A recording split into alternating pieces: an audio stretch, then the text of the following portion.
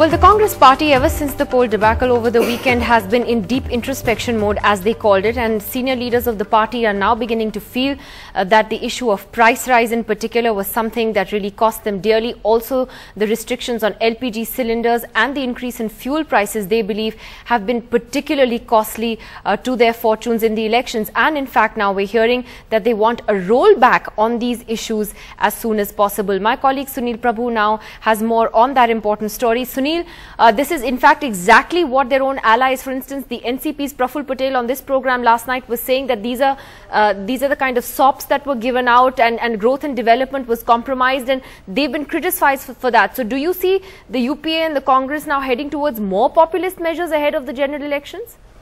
I think most definitely, Nidhi. In fact, this is exactly the dilemma. While Mr. Chidambaram and the Prime Minister believe that good economics makes good politics, clearly at the deep introspection that the Congress party and the Congress president spoke about, which started from yesterday, I think there has been a general consensus that one way or the other, the Congress party is paying dearly for the fact that the increase in diesel prices. In fact, some of them commented that ahead of elections, a day before, diesel prices were increased. That was completely politically suicidal, and that the fact that they have continued to increase diesel prices and petrol prices have had a lasting impact on the common man. Also, the LPG cylinders, they wanted to be increased to 12 cylinders. They believe somewhere down the line, this hasn't gone down well with the general public, and a host of other economic measures which have really been a cause of concern. While you might not have the control over onion, potatoes, tomatoes, or any of the other vegetables, definitely the economic policies have come under attack, and they would like to see the government take a number of corrective measures to ensure that not only does the prices come down, but even the fiscal deficit, even if it is a few points higher, those welfare measures, especially in the rural development or any other ministry. Well, the question then is, Sunil, that will that be a disaster for the economy, and is that why the markets in particular are cheering on the possibility of the BJP coming to power? Thanks a lot for that, Sunil. We have Dr. Surjit Bhalla joining us tonight on the program. Also, commentator Shahid Siddiqui comes in on this. Surjit Bhalla, when you hear this from the Congress party, what we're hearing today, that we could look at more welfare measures, more populism now between now and the next 5-6 months, I can see that wry smile on your face. Are you even surprised, or do you think that this was a chance for them to have, pressed the button on reforms and said, look, we have nothing to lose, let's just go ahead and take some tough calls? Well, I'm not surprised at all, actually. The fact is that the Indian economy today is in the worst ever performance in the 67-year history of the Republic. Never before have we had inflation as high as we've had, which is 10%, and growth rate as low as we've had, which is, if you will, 4.5%, with investment above 30% of GDP. So, it seems to me that the Congress party, led by Sonia Gandhi, has decided that basically they will not stop until the economy hits zero, or the Congress party gets something like 50 to 80 seats, whichever comes earlier. So they are hell-bent on achieving one of these two goals, and I'm sure that if they are allowed to persist with their policies, they will achieve both. You've written today about the Modi wave. You've written about the populism of the AAP as well. And you've also talked about the fact that you believe that there's been a strong Modi wave in all the states that went to elections at that time. Do you believe that extends to the markets as well, or is that overstated, some of that enthusiasm in the stock markets? Because there are others, for instance, Abhik Barua has written that maybe, they should be cautious about reacting on what the BJP-led alliance may be able to do, because there are lots of issues that an NDA government would have to deal with as well. Would they be able, for instance, to axe welfare schemes? They would be in a coalition too. There are important issues to be addressed there. How would you react to that? Well, all economists are entitled to their views, and indeed my interpretation of what has happened in terms of the reversal of these policies. Basically, the contention is the NDA supported the policies of the Congress party, like the food security bill, like the various other mindless rights that they have introduced. And therefore, isn't it correct to think that they won't be able to reverse them? I think that's a very valid position to take. My interpretation of it is that maybe, and it's an alternative interpretation, maybe that the BJP thought that, look, if the Congress party wants to hang itself, why don't we help it along? So I actually hold the view that it'll be very easy for the BJP or any opposition party, whether led by the BJP or led by Naveen Patnaik or led by Nitish Kumar, anybody but the Congress will find it quite easy to get India on a recovery path. Mind you, we are growing at 4%, inflation at 10%. And it's not that difficult, if you will, if you were to be a little bit honest with the public. And indeed, if a new government will have, it'll be very easy. You know, there's a honeymoon period. And people will give the government the benefit of the doubt. And I think the government will snap at it and get going. Let me get Shahid Siddiqui in on this, because Mr. Siddiqui, you can give us a political perspective on this anti-Congress wave and this Modi wave that everyone's been talking about for the last few days.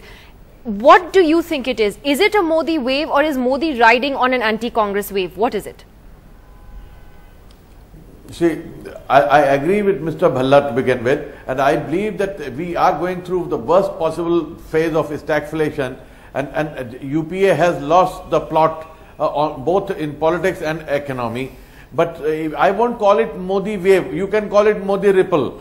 I don't see a wave, because these are anyway BJP states, and here BJP would have done very well even without Mr. Modi, and BJP has been helped in fact by the Congress, by such a disastrous performance of the Congress, of the UPA too, in last few years. And that is basically the reason for people voting against the Congress, whether in Delhi or in Rajasthan or Madhya Pradesh. So that has helped a lot. More than Modi, it's an anti-Congress wave anyway. And but Mr. Modi, of course, has had an effect. I won't deny it. I mean, to deny that will be wrong. But I will call it a ripple, not a wave as yet. Sanjay Jha, I just want to come to you, because I just want to quote to you what Praful Patel said last night. He said, when he was talking about the reasons why the NCP felt anguished with these results, is that when we talk of giving SOPs to people, people appreciate it to a point, but at the end of the day, the whole economy has to be conducive for growth and development, and somehow that has taken a beating. This is from the NCP, which is your own ally. Sanjay Jha. Nidhi, firstly, I think the Congress party has consistently believed in the ideology of the fact that if you want to make India into a real strong economy, into one that actually addresses the problem of equity, you've got to have inclusive growth. I don't think at any point of time are we going to compromise with what we believe is good for every citizen of India. Mr. Bhalla has been extremely selectively disingenuous on your program. I'm also unfortunately a student of economics and politics, so I can tell you that once upon a time, we had in India got accustomed to what was known as the Hindu rate of growth, which was like 3 to 3.5%. Today is thanks to the UPA's sustained performance over the last 9 years, which has raised the bar to such an extent that despite a difficult global economy, at 4.5–5% rate of growth, there is a sense of disappointment. I think the credit needs to be given to the UPA to maintain a GDP growth rate in very difficult international circumstances and yet ensure there's subsidies, which I think is an extremely elitist view, as he's entitled to his whatever right of center view that he seems to be having. But end of day, Nidhi, can the India story that you debate very often on your program, can it be completed if we are going to let people die of malnutrition or hunger?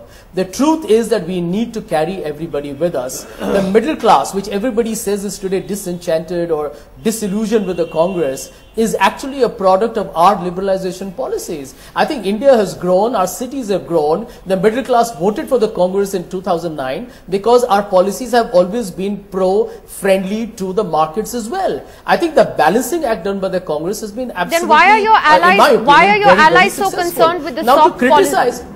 So why are your allies criticizing you for the SOPs? Well, Nidhi, let me tell you. Thing that's happened Nidhi, let me tell you, where the markets are concerned.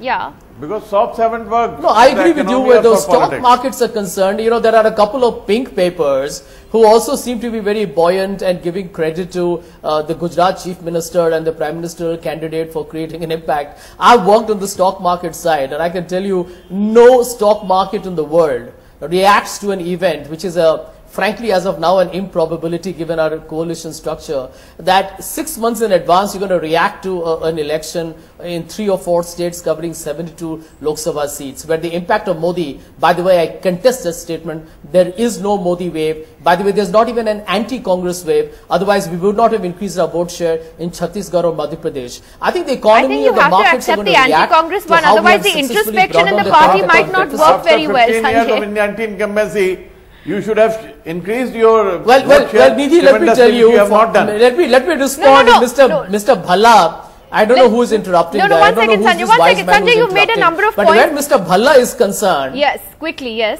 No, I just want to make one last point, Nidhi, and thereafter it's over to the two other gentlemen on the panel. Mr. Bhalla should know that if inflation has been a worry for the government, the last thing on earth that we are going to do is to increase fiscal deficit by increasing what he calls as wasteful subsidies and worsening inflation. I mean, I don't think it makes any sense unless he's a different student of a different economic theory from what I am.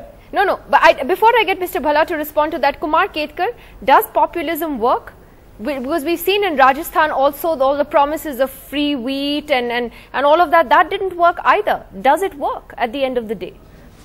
Well, actually populism everybody is practicing. When AAP party says that they will reduce the price of electricity, the cost to the people, and reduce the cost of the water, or when Jayalalitha offers them and Karunanidhi offers them computers, televisions, and in Mulayam Singh offers them, Akhilesh offers them computers, I mean everybody is offering populist shops. And populism, when implemented properly, is considered performance and governance. When populism is not properly implemented, it is called non-governance.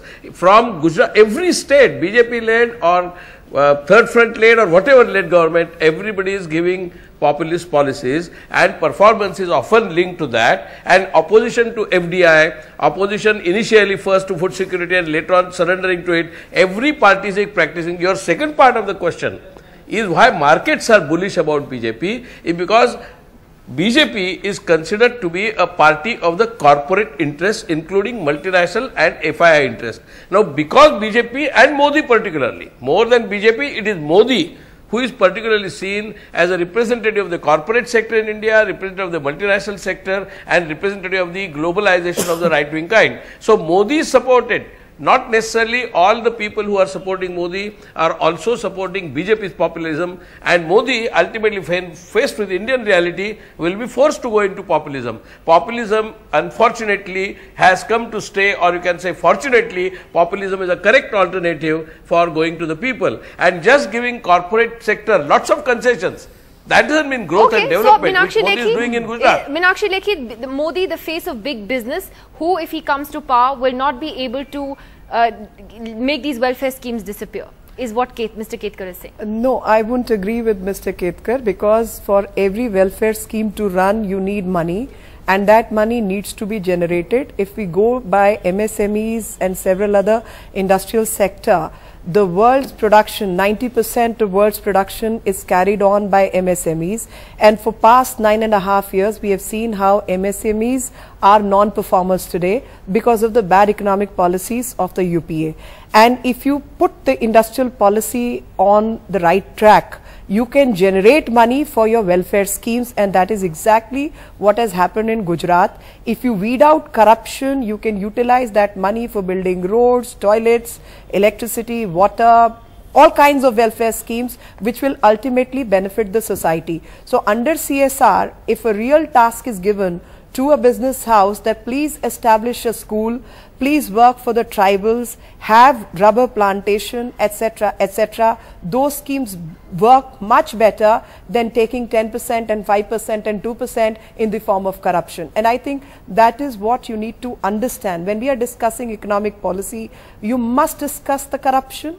You must discuss the welfare schemes. You must discuss how the money is going to be brought. Now, if current account deficit is going to continuously increase, definitely you will be left with no money to dole even. So, for doles, you need money. You need to generate that kind of money. You know, I just want to understand from Mr. Bhalla why industry is so upbeat on Mr. Modi. And I quote to you from what Abhik Barua wrote, Mr. Bhalla, because he said, for instance, will Narendra Modi be able to ride roughshod over the new land acquisition laws, for instance, and provide cheap land for industry, or would he have to settle for a compromise?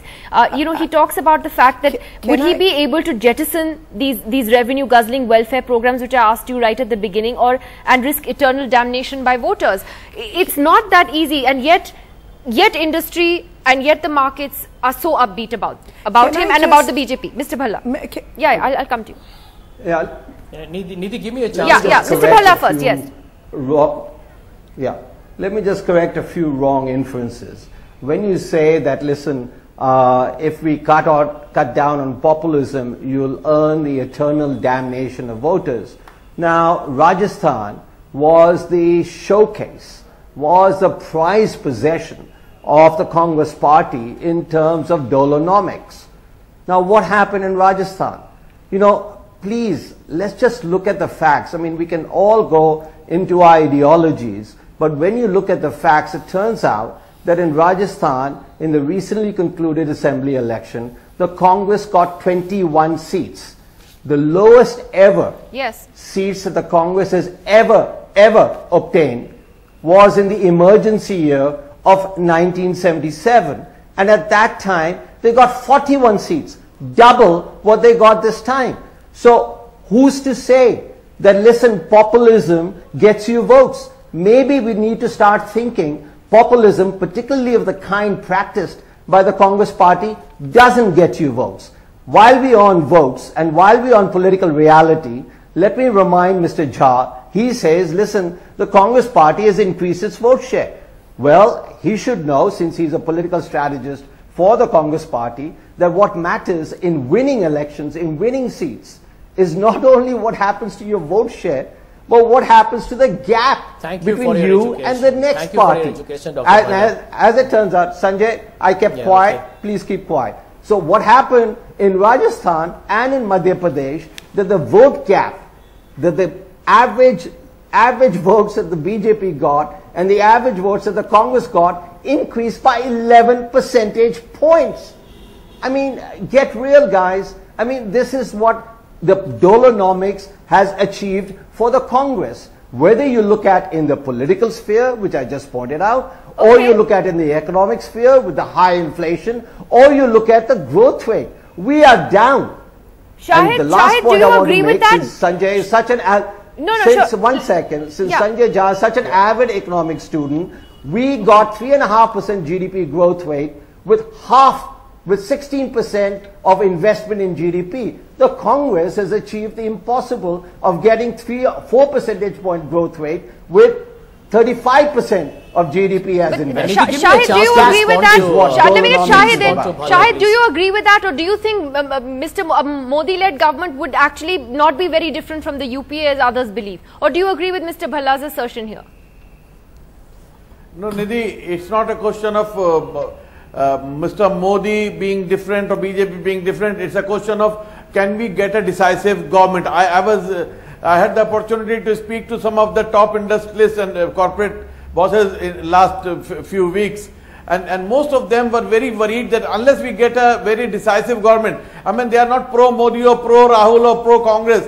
The point is that this government has been quite paralyzed in last few years, and I am all for inclusive growth, I am all for equitable distribution, I am all for welfare schemes. China has been doing it, but that has happened with growth. And if you are not able to be decisive in your economy, if you are not able to give a flip to your economy, then all your shops really don't work. And that we have seen again and again. And the people of this country, they may be illiterate, they may not be economists, they may be layman people like me, but they do understand that where the country is going and what is the direction economy is taking. Sanjay Jha, they feel they don't like to be bribed. They feel that they are being bribed at the time of the elections, and they feel insulted. As people, as voters, they feel insulted that they are being bribed into voting for a particular party. Sanjay Jha, it's interesting that Sanjay Baru, the Prime Minister's former media advisor, actually wrote a very interesting piece in the Economic Times yesterday where he said that this could actually have been an opportunity for this government. That the UPA has to read the writing on the wall in his view, that they are finished, they're not coming to power in the next election, and therefore this is an opportunity, he says, to press the button on reforms and take a chance and get things done. In these last 6 months, he believes things can be done. Even a lame duck can walk, he says. But clearly, the party has other things on its mind. You know, firstly, let me tell you, Nidhi, one of the biggest mistakes that we make in our discussions is to believe that reforms, by definition, means it has to be related to a capital market or a pro-corporate or a pro-business or a pro-FDI.